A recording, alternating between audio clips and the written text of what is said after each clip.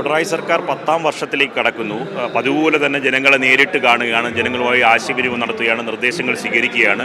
3ാമത്തെ ജില്ലയാണ്. ജില്ലാതല യോഗത്തിൽ ഇന്ന് പത്തനംതിട്ട ജില്ലയിലാണ്. അതിൻ്റെ ചുമതലയുള്ളത് അതാത് ജില്ലയിലെ മന്ത്രിമാർക്കാണ്. പത്തനംതിട്ടയിലെ ചുമതല മന്ത്രി വീണ ജോർജിനാണ്. ജനങ്ങളുടെ റെസ്പോൺസ് ജനങ്ങളോട് നേരിട്ട് ചോദിച്ചറിയുകയാണ് മുഖ്യമന്ത്രി, മന്ത്രിമാരും. അപ്പോൾ ഇത് 3ാമത്തെ ജില്ലയായി. എങ്ങനെയാണ് ജനങ്ങളുടെ അഭിപ്രായം തേടുമ്പോഴുള്ള ഒരു റെസ്പോൺസ് മനസ്സിലാക്കുന്നത്? എങ്ങനെയാണ് ജനങ്ങൾ എങ്ങനെയാണ് ഈ സർക്കാരിനെ വിലയിരുത്തുന്നത്? വളരെ സന്തോഷത്തോടെയാണ്. ഇപ്പോൾ കാരണം പറഞ്ഞാൽ ഒരുപാട് വികസന പ്രവർത്തനങ്ങൾ, ക്ഷേമ പദ്ധതികൾ ഈ 9 വർഷക്കാലം കൊണ്ട് സംസ്ഥാനം നടപ്പിലാക്കാൻ സാധിച്ചു. അപ്പോൾ പത്തനംതിട്ട ജില്ലയെ സംബന്ധിച്ച് ജില്ലാ ആസ്ഥാനത്ത് നമ്മളുള്ളൂ. വികസനത്തിൽ വളരെ പിന്നോക്കം നിന്ന ഒരു സ്ഥലമാണ്. ഒറ്റ റോഡ് ഭീമൻ വിസി ടാറിങ് ചെയ്തിരുന്നുണ്ടില്ല. നമ്മുടെ ഒരു ജില്ലയിൽ ഒരു കാർഡിയോളജിസ്റ്റ് ഉണ്ടായിരുന്നു, ഇവിടെ മെഡിക്കൽ കോളേജ് ഉണ്ടായിരുന്നില്ല, ഇവിടെ ഒരു ഗവൺമെൻറ് നഴ്സിംഗ് കോളേജ് ഉണ്ടായിരുന്നില്ല. അപ്പോൾ ഈ ഒരു കാലഘട്ടത്തിൽ ഏതാണ്ട് ഇപ്പോൾ നമ്മുടെ ജില്ലാസ്ഥാനം നോക്കിയാൽ ചെറുതും വലുതുമായിട്ടുള്ള മുഴുവൻ റോഡുകൾ മാതിരി രീതിയിൽ ടാറിങ് ചെയ്തു. പുതിയ പാലങ്ങൾ, അതോടൊപ്പം തന്നെ ഇപ്പോൾ 9 വർഷം മുമ്പ് നമുക്ക് ചിന്തിക്കാൻ പോലും കഴിയാതിരുന്ന കാത്ത് ലാബ്, കാർഡിയോളജിസ്റ്റ്, ഇത് നമ്മുടെ ജനറൽ ആശുപത്രിയിൽ സാധ്യമായി.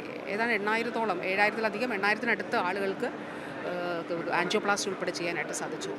മെഡിക്കൽ കോളേജ് ആരംഭിക്കാൻ കഴിഞ്ഞു, ഗവൺമെൻറ് നഴ്സിംഗ് കോളേജ് ആരംഭിച്ചു. എല്ലാ താലൂക്ക് ആശുപത്രി, എല്ലാ 5 നിയോജകമണ്ഡലങ്ങളിലെ താലൂക്ക് ആശുപത്രികളിൽ അവിടെ പുതിയ കെട്ടിടങ്ങൾ സാധ്യമാക്കുന്നു. മലയോര ഹൈവേ, ജില്ലയുടെ ഒരു ഭാഗത്തൂടെ കടന്നു പോകുന്ന മലയോര ഹൈവേ ട്രാൻസ്പോർട്ടേഷന് വലിയ രീതിയിൽ സഹായകരമായി. സ്കൂളുകൾ എല്ലാ നിയോജക മണ്ഡലങ്ങളിലും ഹൈടെക് ആകുന്നൊരു സാഹചര്യമുണ്ട്. ഇത്തരത്തിലൊരു സ്വപ്ന സമാനമായിട്ടുള്ള, അതുകൊണ്ടാണ് പത്തനംതിട്ടയിലെ രാഷ്ട്രീയ ഭേദമന്യേയുള്ള ജനങ്ങൾ ഇപ്പോൾ അതിലെ ഒരുപാട് ഉദാഹരണങ്ങൾ, സമയം പരിമിതി മൂലം നമുക്ക് ഓരോന്നായിട്ട് എക്സ്പ്ലെയിൻ ചെയ്യാനോ കഴിയില്ല. അപ്പോൾ ആ നിലയിൽ ജനങ്ങളിലേക്ക് ഇറങ്ങി ചെന്നുകൊണ്ട് ജനങ്ങളുടെ ആവശ്യങ്ങൾ അറിഞ്ഞുകൊണ്ട് പ്രവർത്തിക്കുകയാണ് സർക്കാർ ചെയ്യുന്നത്. തീർച്ചയായിട്ടും അതിന് വലിയ പിന്തുണയും സ്വീകാര്യതയുമാണ് പത്തനംതിട്ടയിൽ നൽകുന്നത്. ജനങ്ങൾ ഇത് വലിയ ജനകീയമായിട്ടുള്ളൊരു പരിപാടിയാണ്. കാരണം ജനങ്ങൾക്ക് പറയാനുള്ളത് നേരിട്ട് കേൾക്കുക, അതും സംസ്ഥാനത്തിൻ്റെ മുഖ്യമന്ത്രി തന്നെ അത് കേൾക്കുക എന്നുള്ളത് വളരെ പ്രധാനപ്പെട്ട ഒരു കാര്യമാണ്.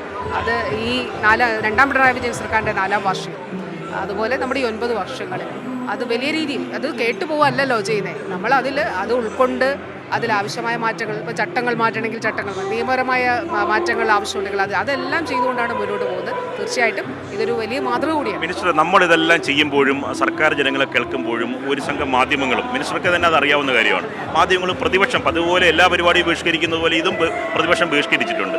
ഈ വാർത്തകൾ ജനങ്ങളുടെ അഭിപ്രായമാണ് സർക്കാർ കേൾക്കുന്നതെന്ന് ജനങ്ങളിലെത്തിക്കുന്നില്ല. അതൊന്ന് വളരെ നെഗറ്റീവായ വാർത്ത കൊടുക്കുന്നു. അത് ആർഭാടമാണ്, ദൂർത്താണ്, ഇതെന്തിനാണെന്നൊക്കെ ചോദിക്കുന്നു. അപ്പോൾ ഇത്ര ശ്രദ്ധയിൽപ്പെട്ടപ്പോൾ ഈ ജനങ്ങളോട് ഇത് മനസ്സിലാക്കാൻ മിനിസ്റ്ററുടെ അഭിപ്രായം എന്താണ്? ജനങ്ങൾക്കിത് മനസ്സിലാകും. ഇപ്പോൾ കഴിഞ്ഞ ദിവസം ഇവിടെ ഒരു സമരം നടന്നു. വികസന മുരടിപ്പെന്ന് പറഞ്ഞാണ് മുദ്രാവാക്യം. പക്ഷെ നിൽക്കുന്നത് ഈ സർക്കാർ ഏത് റോഡിലാണ്? അതിന് തൊട്ടപ്പുറത്ത് 50 കോടി രൂപയുടെ സ്റ്റേഡിയം വരികയാണ്, അതിൻ്റെ തൊട്ടിപ്പുറത്ത് 46 കോടി രൂപയുടെ ആശുപത്രി വരികയാണ്, അതിന് തൊട്ടപ്പുറത്ത് 1 കോടി രൂപ ചെലവഴിച്ച് നിർമ്മിച്ച സ്കൂളുണ്ട്. അതുപോലെ വാട്ടർ അതോറിറ്റിയുടെ 11.5 കോടി രൂപയുടെ കിബിയുടെ പ്രോജക്റ്റുകളുണ്ട്. അപ്പോൾ ഞാൻ പറഞ്ഞത് ഒരു കാലം ഉണ്ടായിരുന്നു. ഇപ്പോൾ പത്തനംതിട്ടയെ സംബന്ധിച്ച് പ്രത്യേകിച്ച് പറയുകയാണെങ്കിൽ ജില്ലാ ആസ്ഥാനത്തുനിന്ന് മുഴുവൻ സർക്കാർ ഓഫീസുകളും പോയൊരു കാലം ഉണ്ടായിരുന്നു. അവിടെ നിന്നാണ് നമ്മൾ ഈ ജില്ലയെ ഇപ്പോൾ 5 നിയോജക മണ്ഡലങ്ങളിൽ നടക്കുന്നത് സമാനതകളില്ലാത്ത വികസന പ്രവർത്തനമാണ്. അപ്പോൾ ജനങ്ങളിത് തിരിച്ചറിയുന്നുണ്ട്. അപ്പോൾ അതാണ് ജനങ്ങളുടെ ഒരു വലിയ പിന്തുണയുടെ ഒരു രഹസ്യവും അല്ലെ കാരണവും അത് തന്നെയാണ്. ഏത് തരത്തിലുള്ള വസ്തുതാവിരുദ്ധ പ്രചരണങ്ങൾ ഉണ്ടായിരുന്നാലും ജനങ്ങൾ അത് തിരസ്കരിക്കുമെന്ന് തന്നെയാണ് സർക്കാരിന്റെ ആത്മവിശ്വാസം. ഒരു സംശയമില്ല. ഇത് നമ്മൾ കാണുന്നതല്ലേ, എന്തെല്ലാം പ്രചരണങ്ങളാണ് നടത്തുന്നത്.